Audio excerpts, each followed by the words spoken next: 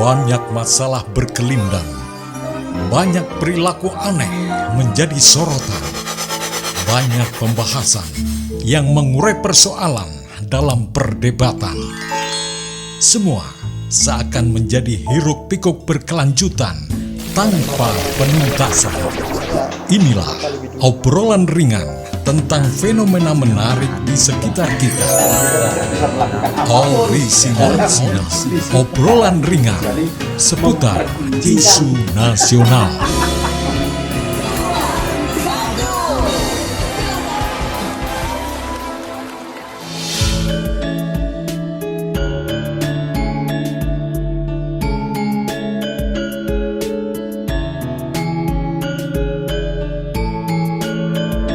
Indonesia sebagai negara yang menganut sistem demokrasi, tentu dalam menentukan kekuasaan-kekuasaan negara yang akan menjalankan pemerintahan diatur sesuai dengan mekanisme demokrasi, dan dalam pelaksanaan secara modern memang lazim dilaksanakan lewat pemilihan umum atau pemungutan suara. Baik itu untuk menentukan wakil-wakil rakyat yang akan duduk dalam lembaga legislatif maupun dalam pemilihan presiden dan juga kepala-kepala daerah. Nah, pelaksanaan dari pemilihan umum itu sendiri tentu karena ini merupakan kontestasi, maka terjadi persaingan dan perebutan simpati. Dan tentu juga disertai dengan strategi-strategi bagaimana untuk leading atau unggul atau menjadi pemenang. Inilah obrolan asik di Orisinal, obrolan ringan seputar isu nasional yang mengupas tentang masalah pilkada.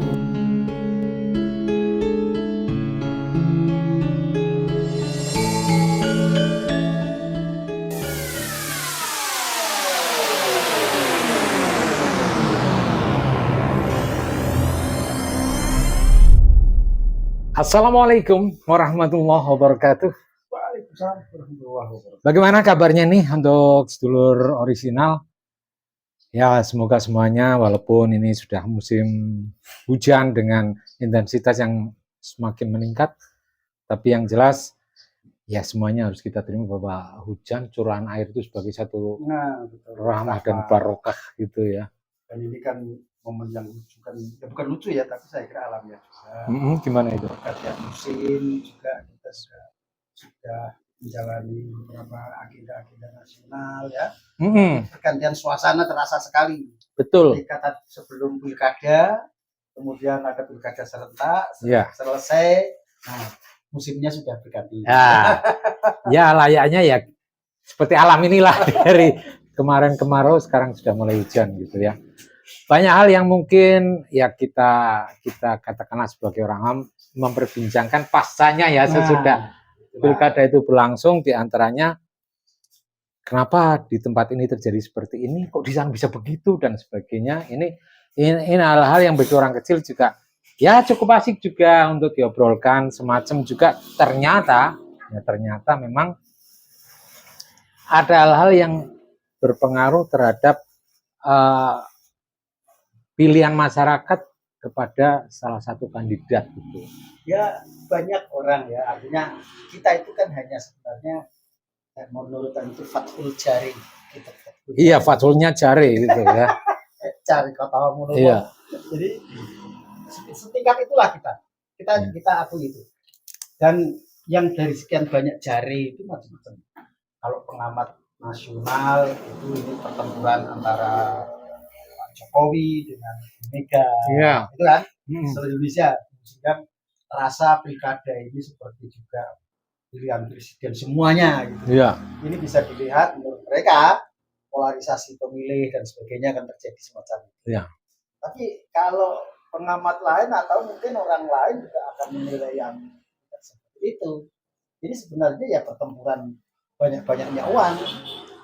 Mana yang lebih banyak dia yang akan menang. Itu kalau kita melihat yang di bawah kan semua begitu. Wani Piro dan itu berapa itu kan sekarang sudah di sini. Nah, kalau Anda bertanya tentang pasca pilihan, tentu kita berharap ya semuanya mari kita calling down lah Ya, persoalan-persoalan politik, karena masih banyak jangkauan-jangkauan ke depan yang harus kita lakukan. Kalau apa ini, kita orang bawah itu, nah orang kerja orang mangan, ya. kan gitu. Siapapun yang jadi ya berarti Siapapun yang kita jadi. tetap saja gitu. Kalau nggak kerja ya nggak bisa makan Kan gitu kan ya. ini harus menjadi kesadaran kita bersama. Heeh. Ya boleh kita nunggu, artinya perkembangan politik, kebijakan-kebijakan nanti pro rakyat atau tidak dan sebagainya, itu kan nanti akan kita lihat. Kita tadi sempat menyinggung bahwa sebetulnya ada kondisi-kondisi di mana ya itu satu apa ya, satu trik atau satu siasat atau satu apa untuk masing-masing kandidat itu bisa leading atau bisa unggul, bisa banyak dipilih gitu seperti itu ya. Tapi ada satu yang memang kenyataannya berbeda ya. Katakanlah semisal pilkada di daerah khusus Jakarta, DKJ. Di mana menurut satu penelitian bahwa dikatakan di sana ketika dihitung itu kenapa terjadi kadang-kadang hal-hal yang di luar prediksi. Di antaranya adalah independensi dari para pemilih itu sudah 70% kalau di sana itu. Ini yang luar biasa. Iya. Jadi mungkin Jakarta tidak sama dengan daerah lain. Iya. Kesimpulannya kan sama-sama itu. Iya. Di sana mungkin tingkat apresiasi terhadap demokrasinya sudah tinggi. Iya. Tingkat pendidikan masyarakat itu sudah tinggi. Sehingga dan di sana memang seawal sebelumnya selalu cair persoalan-persoalan itu ya. Iya. Meskipun kadang-kadang hal demikian dulu serunya antara Anies dengan Ahok ya. menjadi pengalaman berharga Iya. Sehingga akhirnya sekarang menjadi lebih baik lah demokrasi. Tapi kita prihatin juga dengan daerah-daerah lain ya, di pelaksanaan baik itu di tingkat provinsi maupun di tingkat kabupaten. Kita tidak mengatakan bahwa masyarakat itu tidak tahu ya, tapi maksudnya saya pikir sangat paham.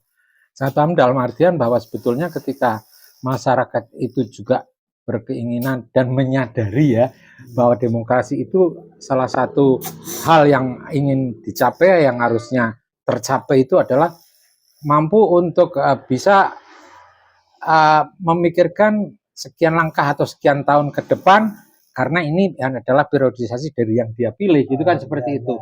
Tidak hanya ya pragmatis saja, pokoknya sekarang dapat uang ya pokoknya ketimbang gak dapat ya dapat. Tidak menyadari bahwa apa yang dia lakukan dan memberikan suara itu adalah menentukan bagaimana langkah ke depan kan sebetulnya. Ya tapi memang kondisi sekarang saya kira rata-rata seperti itu di mana saja ya, artinya kita lebih pragmatis. Ya kalau hasil yang kita mau jalan pintas itu memang karena itu masih tergantung pada kondisi keuangan yang ada. Siapa yang memang banyak uangnya sih itu yang menang, itu cara gampangannya kan semacam itu. Karena memang mungkin masyarakat adalah yang sudah tahu tentang visi misi, mempertimbangkan kualitas, mempertimbangkan track record seseorang calon gitu kan. Tapi lebih banyak itu penelitian kan 60% itu memang masyarakat masih uang itu. Jika berapa persennya yang tadi yang punya kesadaran politik, kesadaran demokrasi itu hanya sekian persen. Itulah yang menurut saya memang menjadi problem kita saat ini. Dan kalau kita bertelusuri juga siapa yang salah sebenarnya dengan kondisi ini, ya tidak ada yang salah juga, tapi tidak ada yang benar. Iya, maksud saya kan seperti ini ya. Maksud saya misalkan ada nominal yang menjadi iming-iming dari kandidat itu katakanlah 100.000. Nah kalau memang orang kesadaran berdemokrasinya itu tinggi dan dia independen ingin menentukan ke depan itu yang dia mau atau sebagai aspirasi dia itu kemana, itu kan harusnya berpikir dalam artian kalau misalkan aku nggak dapat 100.000 emangnya aku nggak makan hari ini atau apa, kan itu harusnya seperti itu harusnya. Itu berpikir sampai ya. Lah maksudnya kenapa tidak muncul seperti itu gitu loh? Ya karena tadi kondisi, jadi ini Bapak, di kondisi masyarakat yang ini itu pertama terkait dengan keberadaan. Jadi masyarakat kita itu hampir semua persen, dan mungkin tadi angka 60% itu akan benar ketika dia milih itu bukan persoalan siapa orangnya, tapi apa yang saya butuhkan saat ini. Jadi kita itu kan maaf ini ya, saat ini kita uang 100.000, uang 200.000 itu menjadi sangat penting gitu. Meskipun tidak semua akan mengatakan semacam itu, toh akhirnya ketika malamnya itu ada serangan fajar, besok habis noplos ke pasar kan gitu kan. Iya. Itu sebenarnya tidak urgent-urgent amat. Ya tidak urgent-urgent amat, tapi juga masih ada juga yang memang ya tadi, kalau saya tidak dapat uang ya ngapain noplos. Ini sebenarnya yang pendapat-pendapat yang semacam ini Iya. yang bahaya. Sekarang kita ke anu saja, maksudnya hal akhir dari obrolan kita kali ini, ketika pasca coblosan belum penentuan siapa yang menang ini, ketika ada Resminya ya, iya resminya kan belum, itu ketika ada protes sana sini itu, yang lebih bijak itu sebetulnya seperti apa? Dalam artian salah satu kubu atau kubu dari kandidat mana dia menyoroti dan akan melakukan satu gugatan untuk ini ada terjadi penyimpangan atau pelanggaran seperti itu, dan kemudian ketika hal semacam itu tidak perlu dilakukan karena perangkat dari awal kan masing-masing sudah menempatkan saksi, sudah apa, mengawal terus, itu kan sudah dalam artian relatif valid lah apa yang menjadi hasil kayak. Tetap ada protes semacam itu plus minusnya seperti apa? Nah, saya lebih percaya kepada orang yang berpendapat, lebih mengikuti saya pendapat orang yang semua itu kan sebenarnya drama. Demokrasi kita itu demokrasi drama. Ya. Jadi sebenarnya sudah tahulah masing-masing lawan dan sebagainya, kekuatannya, kelemahannya itu masing-masing sudah tahu. Nah, ketika sudah tahu kemudian tadi hasilnya semacam ini atau semacam itu, kemudian salah satu akan melakukan umpamanya tuntutan dan sebagainya. Sebenarnya contohnya gini lah, umpama satu pihak mengatakan bahwa dia money politik, apakah pihak itu tidak money politik? Itu pertanyaan yang mendasar sebenarnya. Ya. Kemudian ketika ada yang lain katakan ini kan bantuan ini, bantuan itu, apakah itu tidak? Ketika dia berkuasa juga tidak melakukan itu. Ini sama saja. Artinya ada tuntutan atau tidak ada tuntutan itu zong saja lah sebenarnya. Iya. Tapi kan drama bisa dilanjutkan dengan menuntut itu kan, berarti drama lagi gitu ya. Ya makanya itu drama aja. Karena ini bagian dari drama.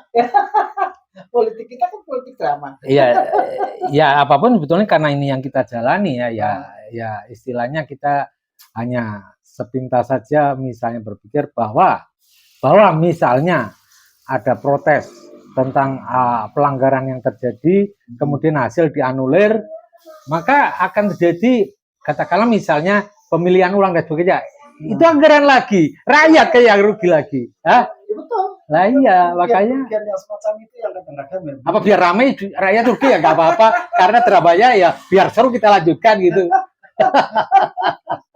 Jadi sebenarnya ketawa kita itu sedang menertawakan diri kita sendiri. Betul, ya. Menertawakan diri kita sendiri, kenapa kita harus bersikap semacam itu terhadap demokrasi yang mestinya ada kesadaran bersama tentang pentingnya berdemokrasi, bernegara.